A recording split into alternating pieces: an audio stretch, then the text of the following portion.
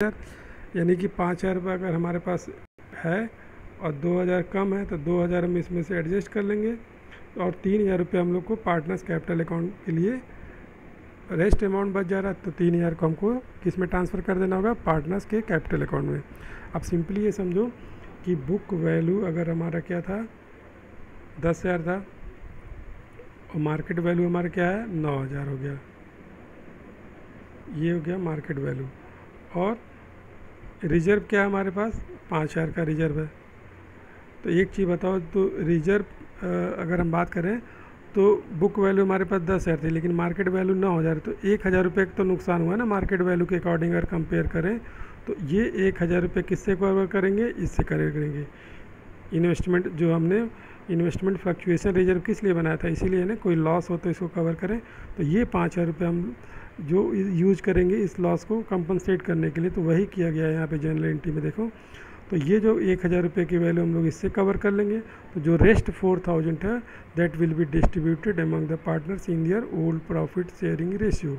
तो investment fluctuation reserve account debit मान लें कि 5,000 और 1,000 रुपये हम यहाँ पे मान लें, ठीक है, और 4,000 रुपये हम यहाँ पे मान लें। तो इस तरीके से इसकी जनरल एंट्री बनाई जाएगी। ओके, तो इफ़ द फॉल इन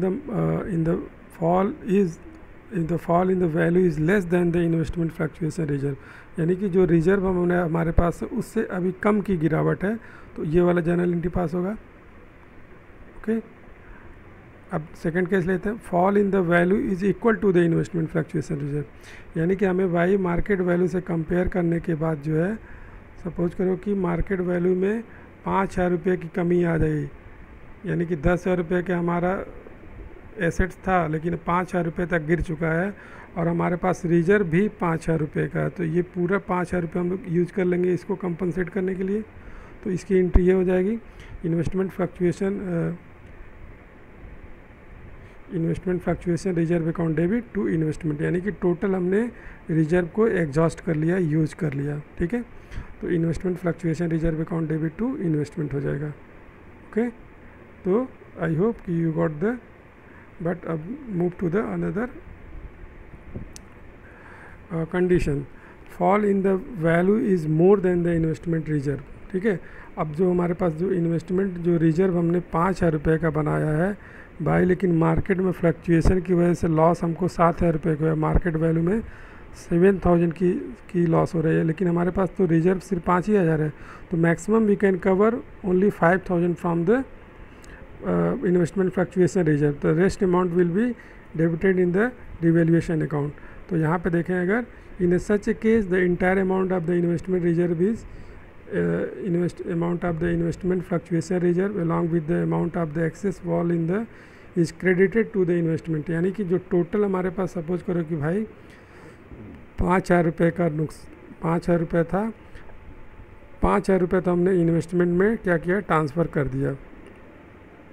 ठीक है, तो इन्वेस्टमेंट में लॉस हमको कितने का हो रहा था 7,000 का, 5,000 रुपये हमने यहाँ पे कवर कर लिया और 2,000 रुपये हमको क्या हो गया, लॉस हो गया, जो रिवैल्यूएशन अकाउंट को डेबिट कर देंगे। ओके, तो जब प्रैक्टिकल क्वेश्चन करेंगे तो और समझ में आएगा।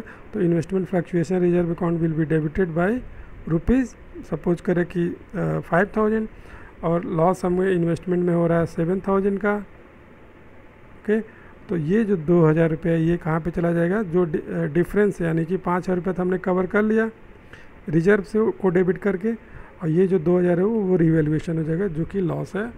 ठीक है, तो this loss will be distributed among the partner also. तो we will make the journal entry in the second partners capital account debit in the old sharing ratio to the revaluation account. तो ये जो 2,000 रुपये का हमें नुकसान हुआ है, लॉस हुआ है ऑन द रिवैल्यूएशन, जब इसका रीवैल्यू किया गया, यानी कि एसेट्स का जब रीवैल्यू किया गया, इन्वेस्टमेंट का 2,000 का लॉस है, तो ये 2,000 का लॉस प्रॉफिट शेयरिंग रेशियो में ओल्ड पार्टनर्स के अकाउंट को डेबिट कर दिया जाएगा। तो इस तरीके से इसका हम लोग करेंगे। अब हम बात करते हैं अब इसके नेक्स्ट। ओके, तो यहाँ तक इस वीडियो में हम कवर करते हैं, आगे का टॉपिक हम लोग नेक्स्ट वीडियो में वी विल कवर।